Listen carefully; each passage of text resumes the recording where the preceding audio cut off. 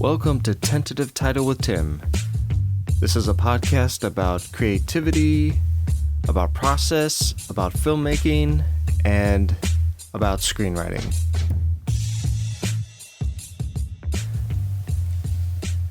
Welcome, everybody, to the podcast. I hope everybody's doing well today. I hope everybody's doing well this week. 2020 just kind of, came and went, and now we're in 2021, and it seems like nothing has really changed. And I wanted to talk about something that has been on my mind for a little while. And it may just be because I've been in lockdown this entire time, and it feels like every day I wake up and I look around at the house, and I'm grateful that I have the things that I have, and that I have a place to live and all that, and that I still have food to eat, and I have, my family and all that. I'm very blessed to have those things. Apart from that, it feels like I'm in a bubble. And, let me kind of explain, because there are many layers to it. There's the layer of just being in the house, and it, even though I can go outside, I can take a walk, I don't have to stay inside necessarily, but because of the fact that we are in a pandemic, and I don't want to count myself as somebody who could possibly have made it worse, that part of me is kind of anxious about doing anything excessive, even though it may be kind of more more in my head than it is in actual reality, because going on a walk is not really going to affect anybody. But my mind kind of goes into this this imaginary what if, and that's not always fun. But apart from that, there's the bubble of the internet, and it, depending on what kind of social media sites you use, it can feel like you're alone. And sometimes you'll post something and you get no engagement. Or I should say, when I post something, I don't always get engagement, and the algorithm really plays with my head in one way or another. But I still do it anyway, because of the fact that I have something witty that I want to say, or there was a film that I saw that I want to talk about. So I don't necessarily want to engage online just because I'm trying to get engagement back, but it does help. It does help to feel like you're being seen, so to speak. So there's that bubble, and that that kind of is built into the system anyway because of the algorithm. And so I try not to let it get me down too much, because I do understand that it's a computer that's filtering how many millions of different posts per second, that it just, I'm going to get lost in the mix, which is happening to, I'm sure, a lot of us.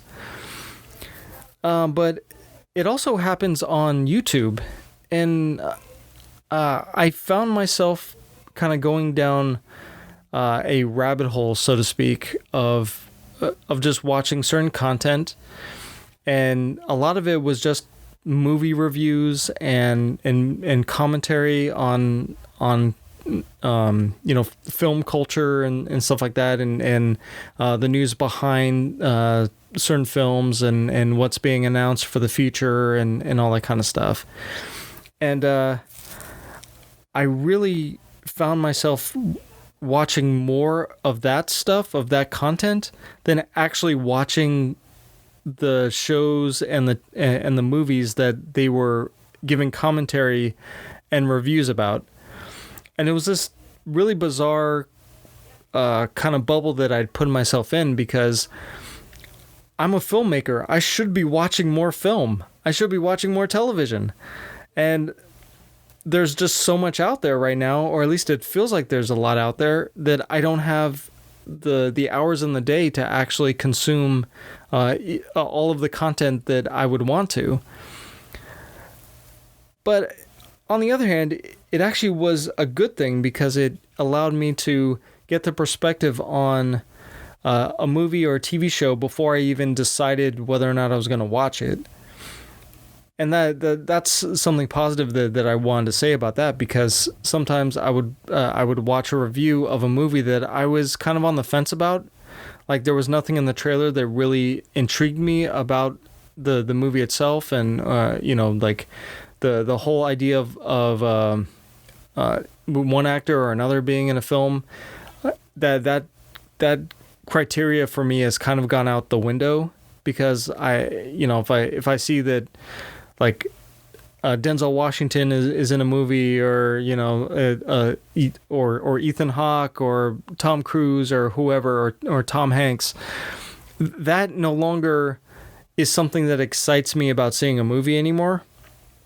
It's more about what the story is going to be, and to a small portion, it's whether or not I think I will have the time in my day to actually sit down and watch it.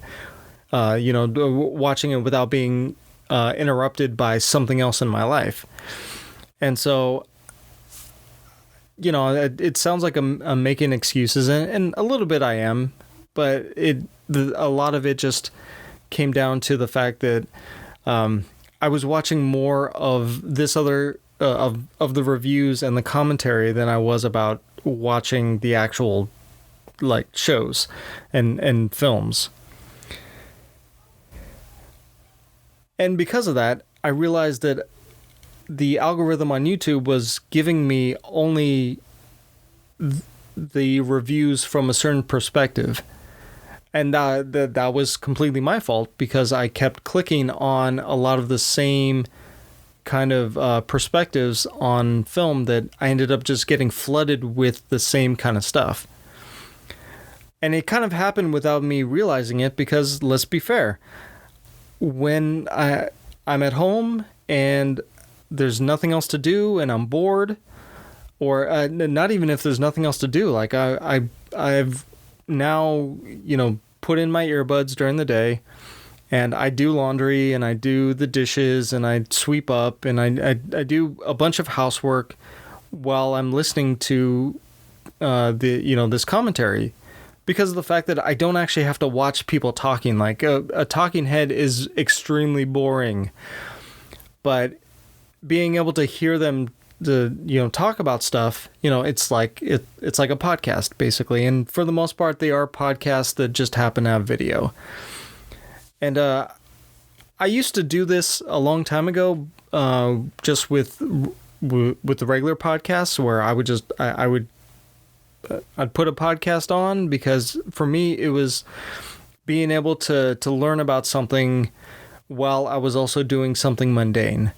And so I'd put on a filmmaking podcast. I'd put on something about science or whatever, and I would just go off and I'd just do stuff around the house.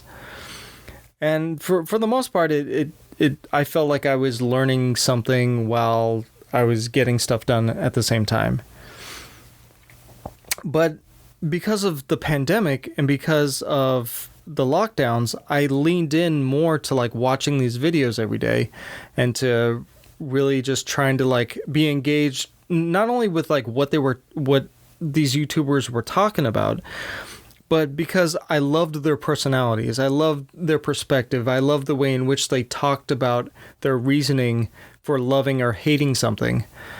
And that became more about tuning in to support them and their perspective than it was on me learning about something. Like, the only thing I really learned was more about the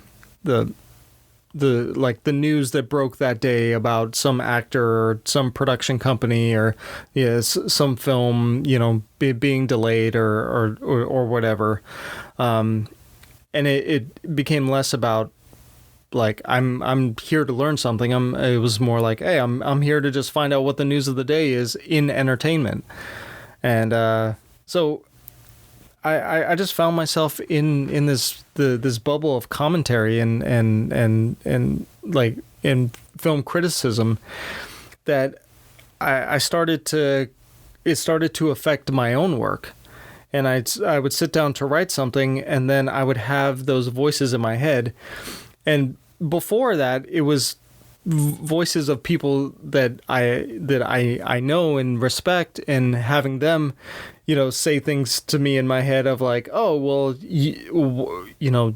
don't make that choice with this character because it's dumb, or don't make this plot choice because it's absurd, and which are very, they can be healthy voices to have when you're editing something. But when you're like trying to write something, it's terrible. It's the worst thing that you can have in your head is somebody else saying, don't do that because people are going to hate you, or don't do that because it's dumb, or don't do that, any number of reasons. So, but I also wanted to bring up the fact that this bubble, like I was talking about the different layers, this bubble actually applies to where we are in terms of streaming. And I've been a supporter of buying a physical copy of a show or a movie that you love, because at any moment the streaming site could decide that they don't want to host it anymore, or something happens with the rights, or the streaming site that you usually watch it on, it gets pulled off of that so that it could go to its parent site, because they finally put together their own streaming site. And that's what's happening now, that we have so many streaming sites that now you're kind of in your own ecosystem. Like you're in the Apple ecosystem, or you're in the Netflix or Amazon or Hulu or Disney Plus or Peacock or whatever. They're all kind of like curated into their own their own sites now, and so it's going to be impossible to kind of find new content that is good, because not everybody's going to have a subscription to every one of these sites. In fact, I'm sure by the time we have all the streaming sites that we could have, that the irony of the whole thing of cutting the cord, so to speak, with cable, was that cable was so expensive that people were like, hey, I'll pay like $5 or $10 for a streaming site, because I get all the movies and television shows that I want through this one site, and it's way cheaper. But now we have all these streaming sites that you have to have subscriptions to, and most likely paid subscriptions if you want it to mean anything. And it's going to be more expensive than a cable package. I'm sure we're going to find ourselves at that point very, very soon. But I want to put it in the context of film history as well. Now, the studios taking control of their own content is great to a certain extent. Like Warner Brothers has HBO Max, and they have a lot of classic films on there. And that is great. I love the fact that they have that. But looking at their catalog, they just started, so they're still putting stuff up on there, and they're trying to get people to subscribe, and they're focusing on the stuff that's going to get people excited about subscribing, and they're not going to spend all their time with this legacy content. But it would be so great to like see a full catalog of the Warner Brothers archive on HBO Max at some point. But there's no incentive anymore either, because if they have a catalog of 100 years worth of film, regardless of whatever studio it is, they're not going to focus on maybe the truly important films that came that were made over the years because of the fact that it's not going to drive subscribers to want to subscribe to the streaming site. It's not going to entice them enough to pay for the service. And that's really sad because of the fact that if we're not able to look back at the movies of the 1920s, 30s, 40s, just the golden age of Hollywood, if we're not able to look back at an extensive catalog of those films, like, they're going to be lost pretty much forever. And the studios may not digitize them at all. They may not do anything to keep up on the archive with the actual, like, film prints. I know that there are companies that are concerned with archiving and making sure that 100 years and 200 years from now that these films are still around, that we're able to just have a document, that we're able to have these things around far into the future.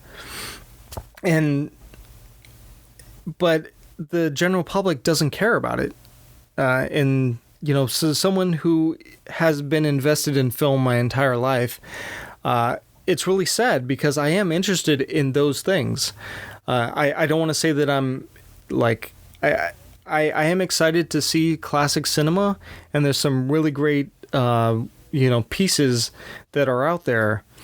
If you get a chance to see them, like, just go and see classic cinema, because it helps you to appreciate not only, like, how far we've come, but some of the work that was done was really advanced in terms of special effects.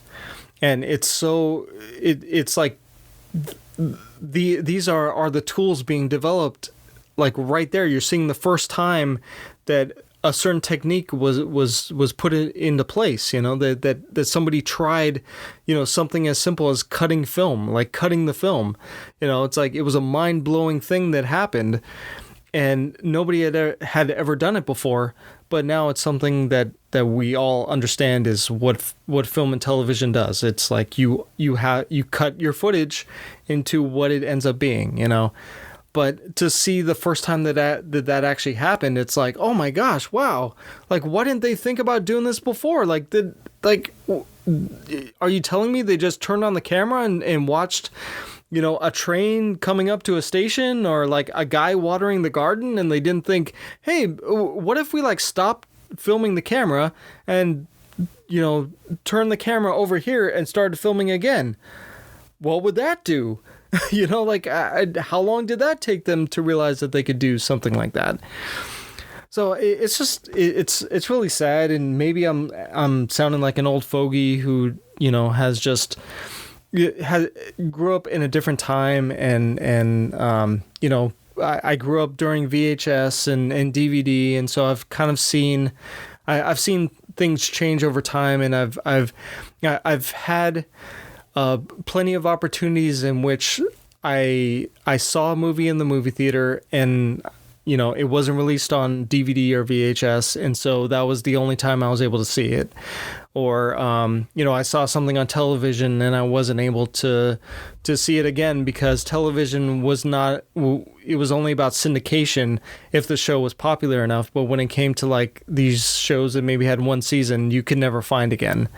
Until, like, DVD came around, and then now it's like the streaming sites are definitely pulling things out of their archive, and that's really exciting to see, like, these old shows that I never thought I would ever see again.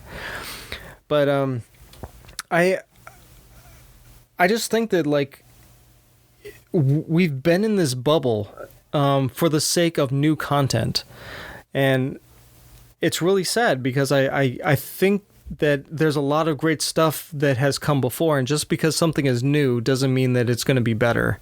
And like I said, I sound like I'm an old fogey, and not to say that there isn't some great stuff coming out now, because the golden age of television is here, and there's some great shows that are out there, and there's some some movies out there that are just mind blowing, and I'm like, oh my goodness, this is great. We could have never done this 10 years ago. This is like, I'm glad somebody took a chance on this film and decided to make it, and it's great. It adds to the language of cinema. It adds to the appreciation of cinema.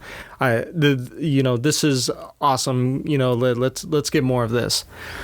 But in terms of like curating a love of what came before, it's going to be hard to like pass this on to the next generation, especially if they're not aware of it. If you can't find it anywhere, if you can't, if there's no place to go where you can find those like titles that weren't, on the AFI, top 100 list, like that's a bubble. That's a very small amount of cinema that you're able to watch. And there's way more out there.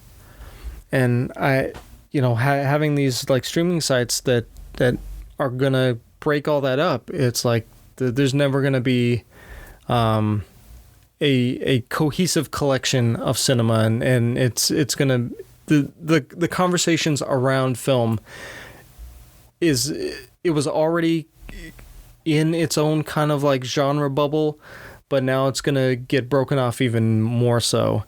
And there's only going to be a small amount of shows that are going to be acceptable as like the mainstream popular stuff. And that's just really sad. And it's going to be from a very limited perspective too. Like I know we're trying to get, diversity happening and all that kind of stuff, and that's great. But we're going to find ourselves like with a bunch of shows and television that are going to be mostly all the same. And that's going to be really sad too. So it's like the pendulum is swinging from one way to the other way, and I have no idea like what's going to happen in terms of like if we're going to be able to, if we're going to have enough social will and creative will to seek things out that are outside of our bubble, our point of view, our tastes. I've always tried to find things that are weird, that I wouldn't consider to be necessarily my taste, but I've tried to keep myself open to trying to find different types of cinema and television shows. And even if I didn't get hooked in the first 5 minutes, I tried to find something in it that, I tried to watch it to the end, because a lot of work went into every piece of movies and television, and you just, like sometimes you don't know what it's all about until you reach the end. And, you just kind of, sometimes I've gritted my teeth and said, I hate every moment of watching this. But then when I got to the end, I was like, okay, I get it. I get why this was made, and now I love it. Or I realize why this is made. I still don't get, I still don't like it, but that's art. That's what being an audience member is all about, right? So, I know I'm kind of touching on a lot of topics. This is a big conversation. It's a conversation that we're like, nobody really has answers to yet, because we're in the middle of all of it. Like we just barely got through 2020, and now we have a new president who's going to be sworn in, and it's like I don't want to say that the last 4 years were where all of these issues propped up, but they definitely came to light, and they definitely made us be, kind of like cling to the bubbles that made us comfortable, and that was not a great thing for anybody. And so I hope that we're on a trajectory where we're opening things up again, where we're opening up our thought process, where we're engaging with one another, that we're having conversations, even if they're like really uncomfortable, just talking and finding out why things are different, why somebody made a film that is controversial, like what was behind that, or why somebody said something on Twitter or whatever, like, and I don't know. It's just this endless conversation that we're gonna have for a while. So anyway, guys, let me hear your thoughts. I'm really curious, what you think of just the content that you're watching. Like, do you feel like it's kind of all the same? Do you feel like the algorithm is just recommending you like just a bunch of stuff where you're like, hey, give me something different, like challenge me, like I want to see something that you think I won't like.